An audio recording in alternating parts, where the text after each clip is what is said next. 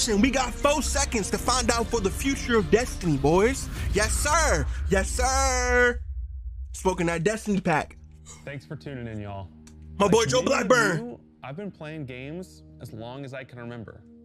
They're a core part of what makes me who I am. I believe there's this deeply rooted, often unstated mission of games to keep adventure alive.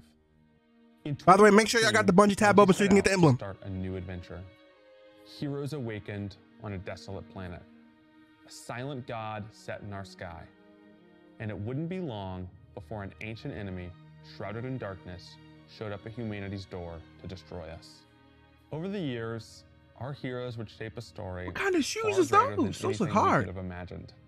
Players would explore deep into the depths of Venus, hunting a machine god that controlled time itself. They'd invent ways to combine their mythic weaponry and their paracausal abilities to stand alone against monsters that took others an entire elite squad. They'd race alongside their friends far into the early morning in the halls of an ancient city where only a select few emerged victorious at dawn, clutching the heart of a dragon. But most importantly, I'm getting chills already, bro. Their friends and their family into this world, and together meet new faces on this adventure who would become lifelong companions. Now, together, we approach the final shape. We're about to embark on the last expedition of Destiny's first saga. So let's be clear about the stakes. In the final shape, you will go inside the Traveler.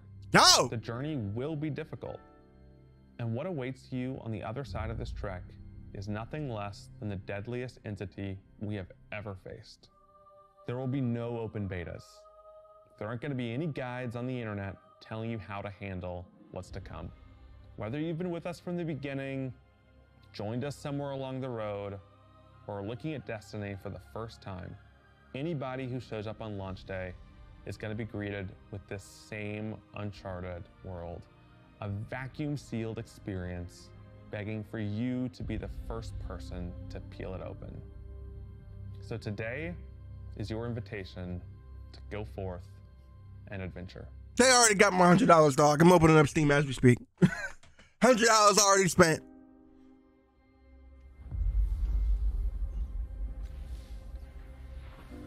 Hey, hold on.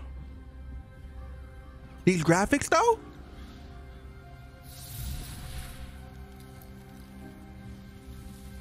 After all these years, we never talked about it. Why I brought you back. It's the old tower! Why you were chosen.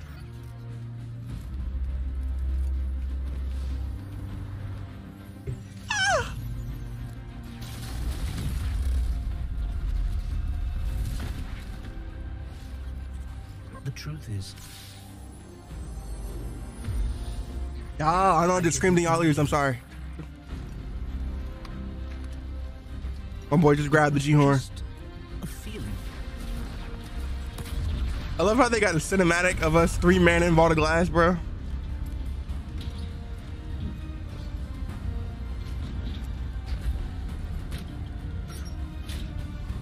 But I know now. Man, this armor look hard. There he go. There goes that nigga. All we've lost. This fight might be our last. So I'm asking you one last time to rise. No, that armor look hard. Woo, look at that Titan in the front. He got a freaking battle axe. I need that. I need it expeditiously. Give it to me now. Put it in my veins. That trailer was lit. I ain't gonna cap. Give me that void battle axe right now, expeditiously.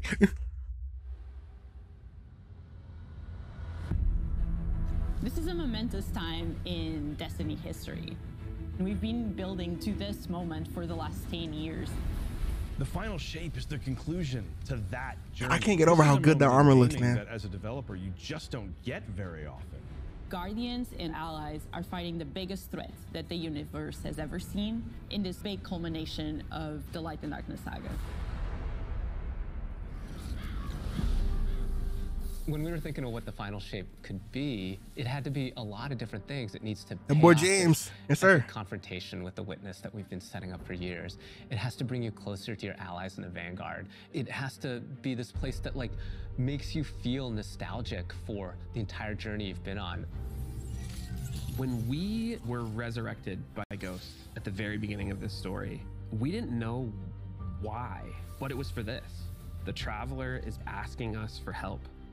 And it's our responsibility to protect every living thing in the universe from what the witness intends to do. $100 already spent, but you got my money already. It's too late. When we first start the final shape, we are finally able to go through the portal that the witness opened in the Traveler at the end of Lightfall. Inside is the pale heart of the Traveler. That is the stage for our showdown with the witness. The witness has the darkness. It has always had a connection to it. The pale heart of the Traveler is what it's trying to use to gain connection to the light. So with both, it can enact its final shape. The witness looks around and sees a lack of purpose, no meaning. It wants to fix all that. So it's trying to put the universe into this frozen perfection where everything's just exactly how it thinks it's supposed to be. That is the final shape. Why they got a Titan falling? Titans don't never miss jumps. That's warlocks. Failure is not an option. We're gonna need the Vanguard, all of our allies, and all the Guardians to rally together and be brave in the face of Oblivion.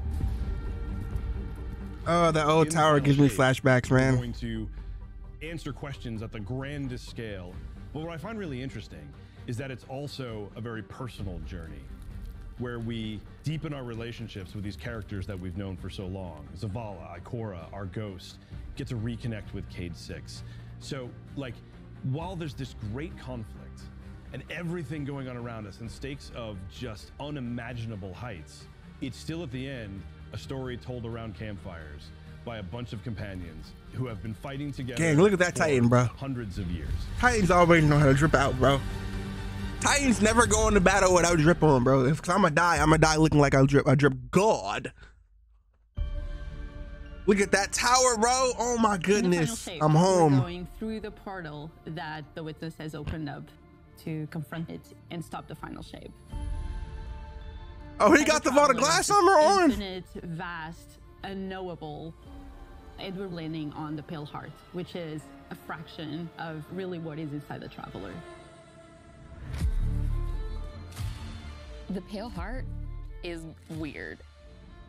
Oh, this looks amazing. Strange. It makes you feel a bit uncomfortable, and it is also just so cool and artistic in the best way. Is that the silver tree that we saw just now? Entered well ahead of any Guardians, and so it's had time to kind of shape what's there. When our Guardian enters, the rest of the Pale Heart starts getting shaped also around what we've experienced. This is the Traveler. Oh my God, that's Rise of Iron. In front of you as it saw on your journey. Look at the ghost in the tree. Destiny's past is the D1 tower. Woo! It's really a labor of love from the Destiny. We missed you, man. The final shape means so much to everyone who's building it, and I think players are really going to be able to see that. Oh, this looks amazing. That's where the speaker used to be. Very first linear destination. Oh, what's that? Is that an MG? I would love it if players felt that they began their journey in a place of Woo! safety. Hold on! Look at these graphics. It escalates. Jesus Christ! What happened? In surrealness, because there is this beautiful evolution of the space. And they got taken here already? Things that are more and more wrong as they begin to go towards the witness's monolith. It's kind of this omnipresent, foreboding thing off in the distance. The weirdest things happen as you get closer to the monolith in the form of reshaping. Kind of like deconstructing things and putting them back together just wrong.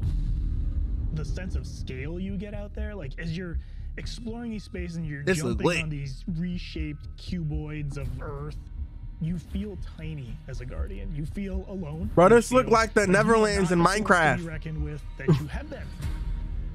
You're not the God Slayer right now. You're just this little person jumping from these massive pieces to massive pieces. Look at those One of the sculptures, things that bro. we really tried to also capture is that the witness keeps throwing everything it has at you. And so you're going to fight these new enemies, the subjugators. Yo! Subjugators are the new unit you're going to be facing in the final shape. They got strand. They have an enhanced power set. They're performing stasis powers and strand powers to face the Guardian, well, in support of all the other enemies you're fighting too. They bring something entirely new to the battlefield. They can This is suspend this you? Element of control. They're back there. Damn, they shooting shitting on away us. With stasis abilities, throwing crystals at you, freezing you. And in Jazz, place, new sidearm. tangling you up. Hey, these dudes look kind of drippy. Hold on. We're focusing you on the campaign and only the campaign. It's the most important thing in the universe at that moment.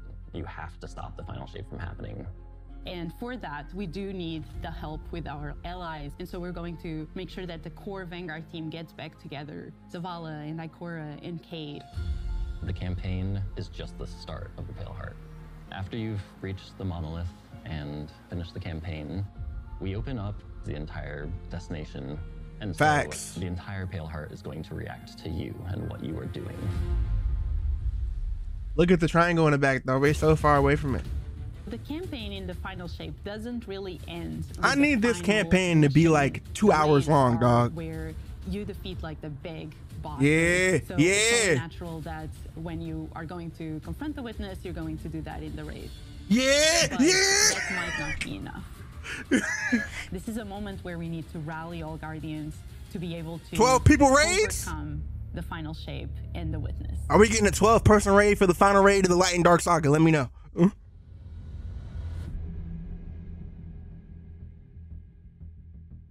In the final shape, we are inside the Traveler, very close to this energy. This allows us to have new supers, Arc, Solar, Void. We getting new supers for the main ones. Something that So we not getting a new subclass. We getting new supers for the main ones. Can benefit your allies in a support capacity. There is this thread of team play and like working with your friends to overcome the odds. Oh, yeah, this look hard. Look at I need that battle axe in my veins. Expression of We got Sunsinger back.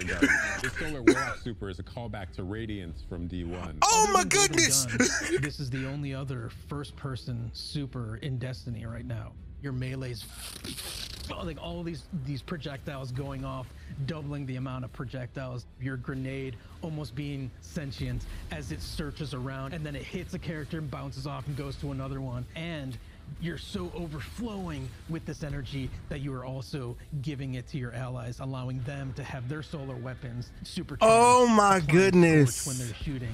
The new Solar Warlock aspect. When I cast my Rift, So these are it is going support to support create this classes. Solar Soul that when it sees an enemy, Oh, we got another it soul. itself out and hits the enemy and explodes and scorches them. It just feels very alive. Hey, if they bringing this back and we get self-res back. Arsenal. I thought they was about to say Twilight Garrison. I thought they was about to say Twilight Garrison. Super. This is the only ranged one-off offensive super for Titans in the game. The Titan jumps up into the air. One-off? Summons this giant Aww. void axe, throws it, summons another one, throws it, summons another one, looks at a different group of enemies, throws it.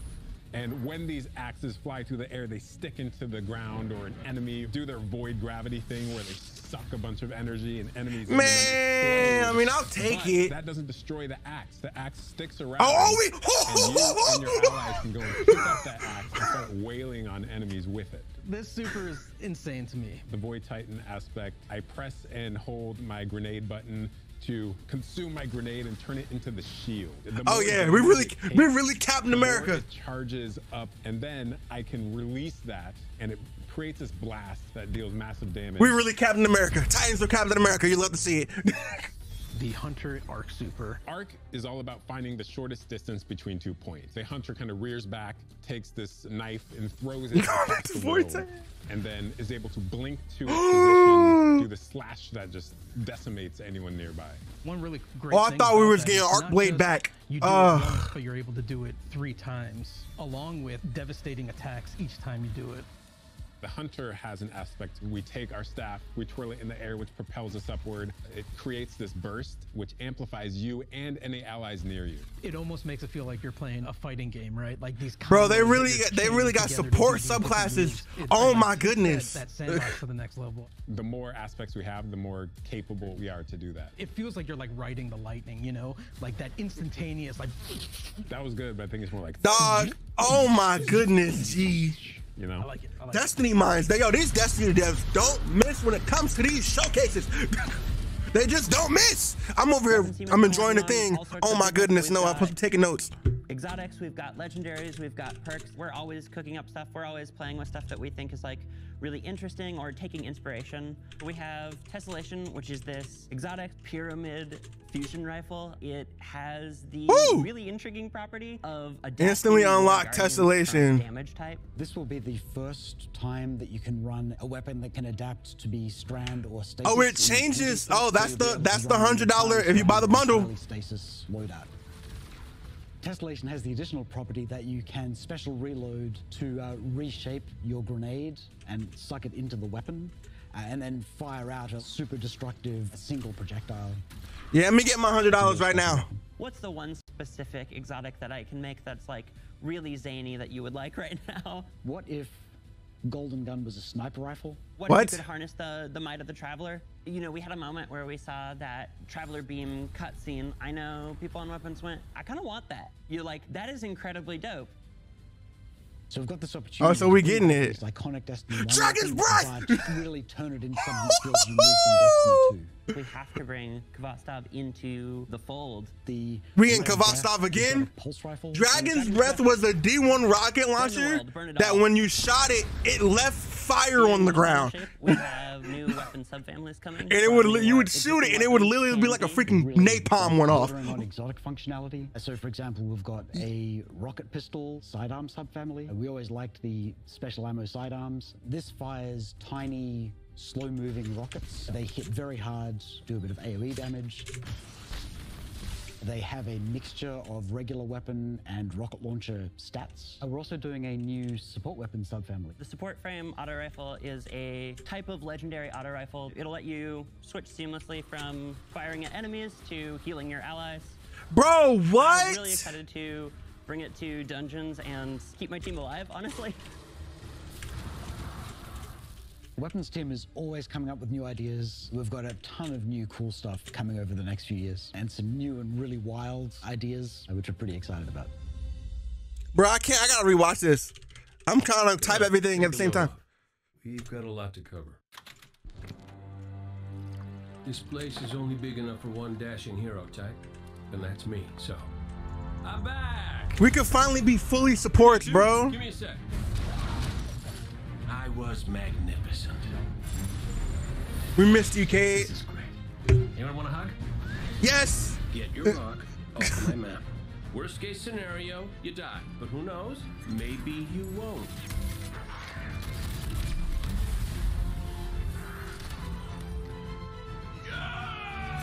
Cade was really the life and blood of this game, dog. I'm glad he's back, even though they killed him off for no reason. Better get back to it.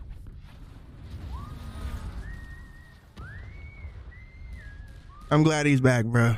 We missed you, man. And they got the original voice actor, too.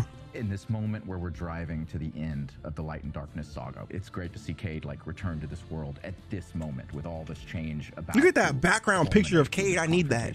With the long-standing enemy, the Witness. Cade is the quintessential hunter. His presence casts such a long shadow over the story of Destiny, whether it was when he was alive or when he was dead.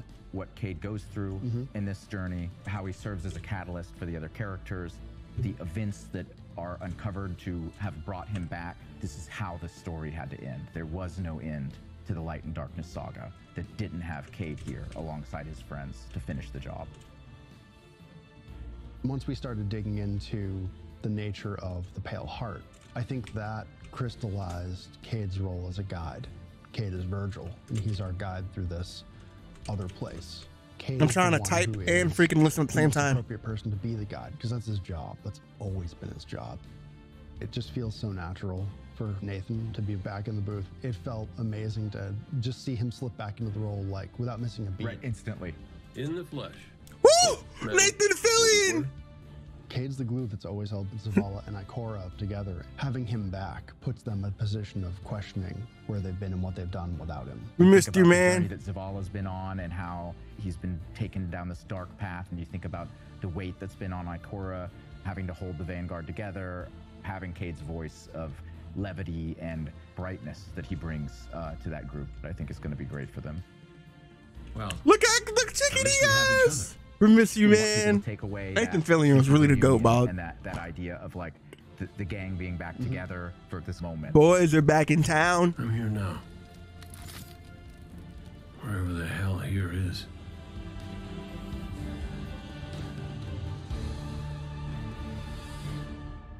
Then linear fusion.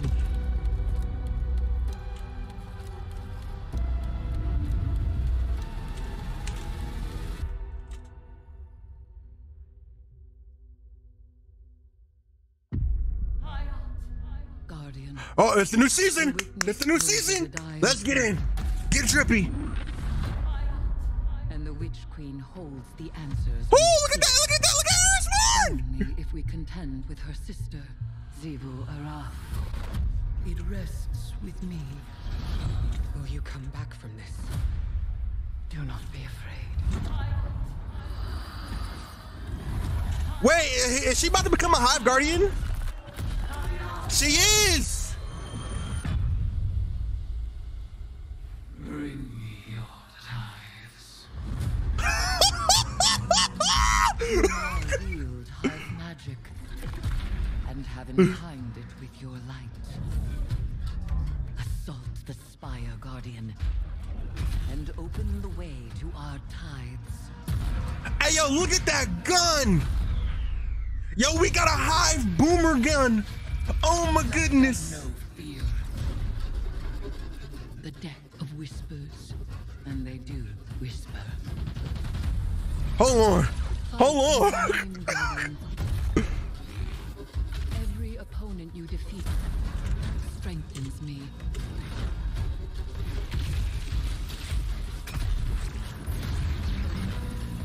My appetite rises for your brutal tributes.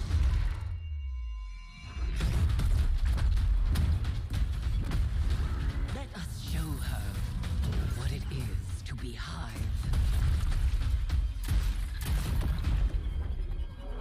You have found the horn of battle. You are deserving of the greatest death I can bestow. Look at that armor, bro. Season of the Witch! Load me in right now. Where the update at? Where the Season of the Witch is our opportunity as players. We've been annihilating and breaking Hive spells, and now we finally get to cast them. At the end of Season of the Deep, we learn that Savathun has the key to getting into the portal that we need to go into. That means we have to go find Imaru, her ghost. Imaru's like, not so fast. We've got a bigger problem first, and that bigger problem's name is Zivu Araf. If we fight her, she only gets stronger. Eris has an idea. It's a really good It's idea. a wild ass idea, yeah. She determines, like, well, the best way to fight fire is with fire. We are channeling all of that energy that we're creating by going through, by eliminating enemies, and we're tithing to our friend Eris. Bring me your tithes. What does that mean for the characters and the player to kind of like be like Savathun? And that's where we went down the path of having Hive Eris. We wanted to extend that magical fantasy. she looks into the so players, cool! That ability to have overwhelming magical power, that risk and reward into all of our activities and systems experiences. And so that's what led us to come up with things like Deck of Whispers. Yo, we got a card game in Destiny now? that creates amazing synergies with your buildcraft meta and with buffs and the activities. Oh my goodness, they really digging deep into this roguelite feel, and I'm loving it. You actually are getting cards that you can then use to place on the battlefield. Fudge, hold on.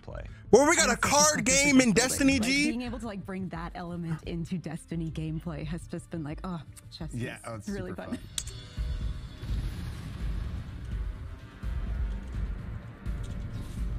So we've got 2 brand new seasonal activities coming with Season of the Witch. We've got Altars of Summoning and Savathun's Spire. Savathun's Spire is our new 3-player offensive. You're doing a lot more with the Lucent Hive magic, but it's got a high amount of combatant density. It's got additional random encounters that you can come across. The Witch's Spire itself, Savathun's Spire, was like her reliquary for all these different magical experiments as she was learning the light. You're there in order to learn as much as you can in order to become a master spellcaster, right? To become like Savathun. The Altar of Summonings activity is really exciting because you can spend like 20 minutes in it or you can spend 2 hours in it. It's a 3-player experience. Is that Plan C? Hop in and hop Was out. that Plan As C you're I going just through saw? this activity, you're filling the tithing bucket. As that tithing bucket is filled up, you'll get progressively more rewards. And then finally at the end, it'll cash out and you'll get a whole mess of rewards. Oh, a whole mess of awards that they were not lying. We got two guns and 2 engrams. It's better than 2 blues, 2 tokens in the blue. You love to see it. After the year has passed. And so we developed what we're calling the Exotic Mission Rotator. Right away, we're getting Presage, Vox Obscura, and Operation Seraph Shield. This is some of the most fun content the team has making. Y'all, I can't, BD Jazz, I can't wait for y'all to play Presage for the first time. To see y'all run through Presage for the first time is going to be so much fun. That Rotator, the exotic that comes alongside of it will become craftable.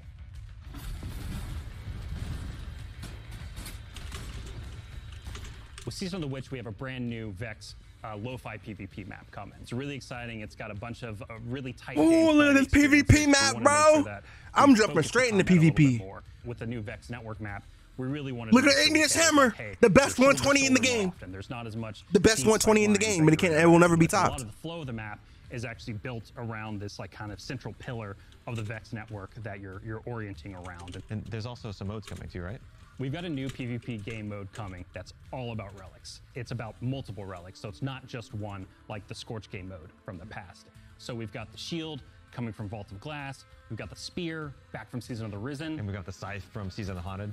Yeah, so y'all gonna see me running around with this scythe, bro. I don't want nothing but the scythe and the shield. I don't care about the spear. Running around the map, claiming these relic dispensers, and then grabbing them in order to push for victory. I will take what I need. The words in my throat are the weapon in my fist. We were feeling pretty Hivey this season. Airs is really that. And so when I can't say it because that's gonna be there. I can't. Y'all know what I'm about to say. I ain't gonna say it, but y'all know what I'm about to say. There's only one answer. Hold on. They got more? It is Crota! Let's go! Let's go! I mean, we already knew, because this season's a Hive season. We had to get Crota. Yes, sir! Look at that Crota armor. Look at that Crota armor. Please let it still be soloable.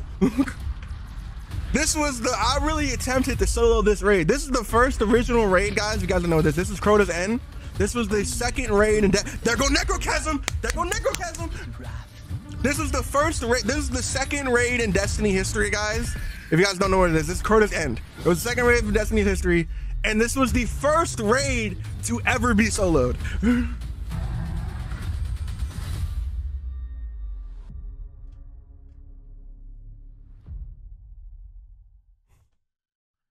I don't know why I'm excited. I mean, I'm excited, but I shouldn't have been because, golly, we all knew it was Crota. Heading into the final shape, we really want to rally all Guardians at the end of Is that in Prophecy? Darkness Saga. We want to reduce those power barriers as well as catch people up on. Hold on. They in Prophecy? What they doing in Prophecy? They updating the Prophecy loophole? Prophecy weapons gonna be craftable? Hold on. They're showing a lot of dungeon gameplay. What does this mean? Trying to find ways to make power more simple and easy to understand, and also lowering the barrier to entry. It's going to make it easier for players who have not been able to jump into game easily because they were held back by the challenges in grinding for the power levels that are required by these different activities. One of the major changes that's going to be happening starting with the final shape is there are going to be a certain number of activities that are going to be power fixed. So it doesn't matter what power level you are. So they're gonna make certain activities that are gonna be like a static power level. You can do things that are just meant to be experienced a certain way. Things like Nightfall strikes that will still have power enabled, and that's where we're really going to focus the whole power climb. The raids, the contest modes that everybody loves to engage with, that experience is fundamentally going to be staying the same. I'm excited for this because I think there will be a lot more clarity for players. So they're gonna make it so certain activities are basically static leveling, so everybody can play them. This is great. So you don't feel like you got to go through all the leveling and play certain activities so they can get the full experience. And it's better for the new player experience, basically. Something that we're calling Fire Team Power. You can actually bring your friends along to play any dungeons and raids in the game without having to wait them to be at a certain power level. Oh. In your fire team is actually going to bring all the others close to their power level, which means that there's no barriers really for any other guardian to join you in this high level. Was that? Hold on. Combined with Fire Team. Did I just see? Hold on. I gotta clip it. I gotta clip it. Did I just see a level 2000 light guardian? Level of you and the rest of the people in your fire team. I did. You can actually be aimed at helping connect and find. That was a 2000 light guardian. Inspirational content in Destiny. We have a tag system that allows players to be able to say, well, this is my play style. I'm really chill. I'm anti-sweat. I'm just really here to have a good time.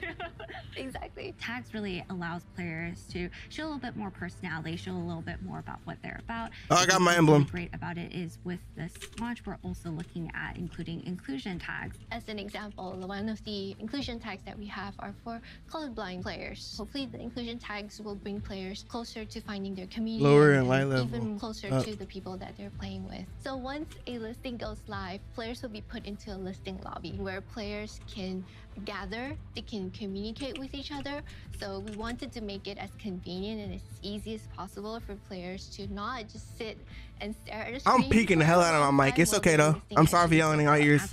I should have put ear discretion advised in the title. Sorry. I'm really excited about this because it really is about helping reduce that. Okay, so they talked about this. They talked about this in the situation, and people thought that they was gonna allow you to play expansions and certain stuff if you didn't have the DLC. Because hold on, what's this? Timeline reflections. Timeline What we reflections. have done is we went back to previous expansions and pulled out missions that we felt really represent key narrative beats within our story. We are going to have a mission for Forsaken, mission for Beyond Light, as well as a mission for Witch Queen. Thanks for the memories, Guardian. The neat thing about these missions is they're not going to be like one-to-one for how you would experience them in the campaign. You're also going to get additional pieces of narrative fed to you to like identify like, hey, this is why it's important that this happened, and here are the people you met. No, so it's not back. A really big one that's really Basically, final shape. they made it. They made a gameplay exception. So people who are new to the game, because I don't know, BD, as you said, like I said, they took out a whole bunch of stuff. So this one is called Timeline Reflections, and it's just a whole bunch of missions, so new players can understand what's going on before we get into final shape. So Forsaken's not back. I wish it was, but it's not. We're reaching the end of this 10-year journey. What comes next? The episodes and the new way we're going to tell stories moving forward. What's really important about episodes is that it's a really big shakeup to what we've been doing. Instead of providing 4 seasons a year, you are going to get 3 larger episodes. Okay. The first 3 episodes of this year are called Echoes. Okay. Revenant. God dang it. And Heresy. It's coming right after the final shape. And the theme for the year is going to be all about the consequences and aftermath seasons, of the final shape. Echoes, really the Revelry, of the episode model that Heresy. we're building is the 3 Revenant. The acts act as these anchors for us to introduce new Fuck, weapons, I gotta clip new all this. I artifacts, gotta clip all of it. new Clip all of it. activities. There's gonna be new missions coming around the core. There'll be new story moments in every single one of these acts. We're actually providing more cinematic styled experiences throughout the final shape year and the episodes with it than any of the seasons we've ever developed before. These new stories are actually playable as standalone. Like each episode is something you can experience, whether you've been playing Destiny for 10 years or this is your first one. You're going to be able to basically enjoy them in any order you want to. I think the opportunity with this big epic moment is that we get to innovate the game. We get to move the game forward. It's all about change frequently. It's all about deeper story moments. It's all about more weapons, more loot, more often. And it really provides the team with a platform to go much deeper into the themes and fantasies and story of any individual episode as compared to the seasons you know of today. I'm so excited to see what the narrative team can do with this kind of new platform. That's Siva? Let me find out. Episodes provides this awesome foundation for the future of Destiny. We're moving into the next stage of Destiny 2. I think some people look at the final shape and they think Destiny 2 is coming to the Look end. at you. And in many ways, it's the opposite. We're leaning in. We're putting the pedal to the metal. Episodes provide us a new, innovative way for players to engage with Destiny 2 throughout the year. Okay, so this is what they meant by a new monetization system. What makes a guardian a guardian? Devotion, bravery, sacrifice. We know that we were chosen for a reason, by something greater than ourselves.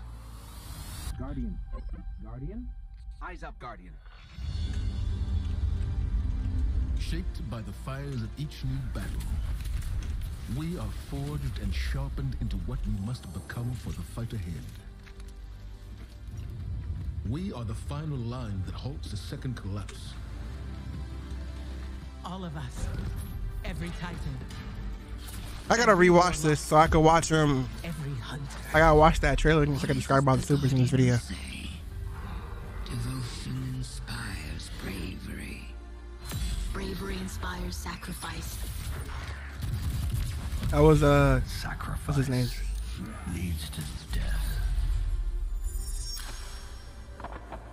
The line between light and dark is so very thin. Let's cross it together. Yeah, so we're not getting a new subclass, but we are getting new supers. It sucks that Stasis is once again getting nothing. I understand it's for the core subclasses, and that's fine.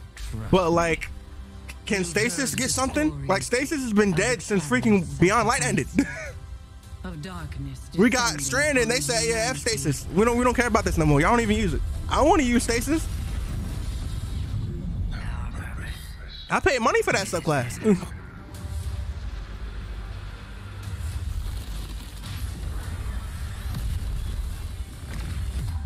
This time, there is no escape.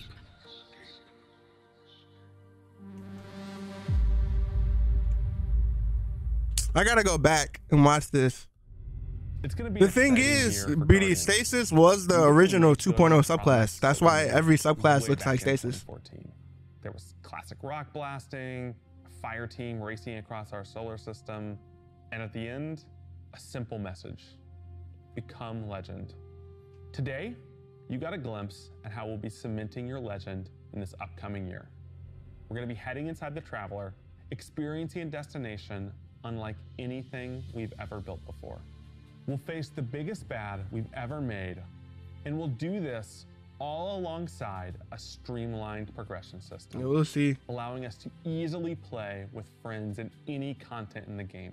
And as the This dust is good. settles in the I'm final glad they're shape, making it we're so, gonna continue our legends. especially in the free raids. It's Destiny's first episode in a new phase of storytelling for Guardians, with brand new conflicts born from the resolution of the Light and Darkness saga. These first episodes are just the beginning. Is this But if after you're Final chomping at the Shape bit or like to see after how the the season Light and ends? Darkness saga is going to kick off the future of Destiny 2. Those shoes that Joe's We've wearing got look a amazing. ton of great content for you to jump into today. Going live after this, we've got Season of the Witch, with a new story, new weapons, new armor, new activities, and new PvP content, all alongside a series of story catch-up missions, allowing any of your friends to Those jump look like- in the those look game like the and get PS4 to ones, see PS4 what's runs. happening in this world. Then, next week, a brutal reprisal of Crota's End is going to join the ranks of our aspirational content. I can't wait to see you all in the Throne World as we learn more about the final shape and how we can stop it. Especially since I was going back to the situation, the fire team level, the fire team power level thing. If they're gonna add those to like the reprised rates that we have, the free ones, that'll be great because what's it called? Because the people can play this content. Like you can jump into a raid, have like a couple people that are max light to teach them the raid, and have 3 people who've never even played Destiny before, and it'll bring their light level up. So you can jump into Destiny, finish your freaking subclass tutorial mission, and go do a raid with your friends. You don't gotta worry about playing catch up with your friends, so you can be able to play with them, which is great. What I would have liked, the ability to play expansions if you don't have them, if the host has them, yes. Was I expecting it? No, because Bungie needs money. Bungie is a money-hungry company, and they would never do that. But there's nothing wrong with being money, because this DLC looks kind of fast, kind of cash. I ain't gonna cap. This looks kind of cash, and yeah, I'm about to go spend my $100 so I can get that Lunar Future rifle for sure. Wait, no, collect edition, collect edition, collect edition, collect edition. Get back to the game screen.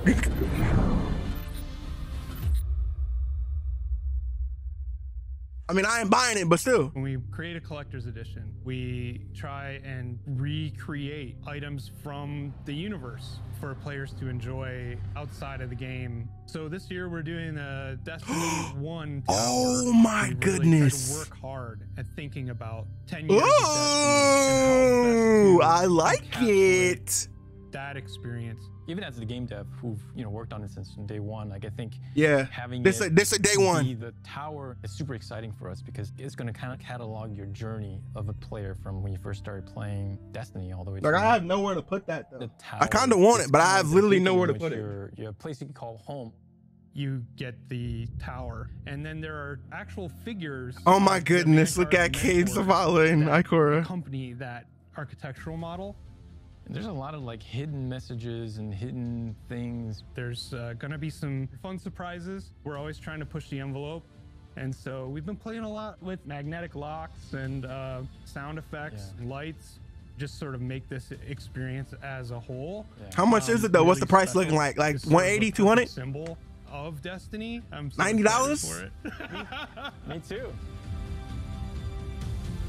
They couldn't have done a little bit more for Zavala, bro. Zavala just looked like he just put the chase thing on him. That was hard. I ain't gonna cap. I am very excited. Oh, it's a club. There's a club on the hand cannon, just like Ace. It's Ace, and they got the clubs on this one. Ooh, hold on. And all right, that's the show. That's the post show. But I'm gonna check Steam, boys, because I'm gonna see this update's out.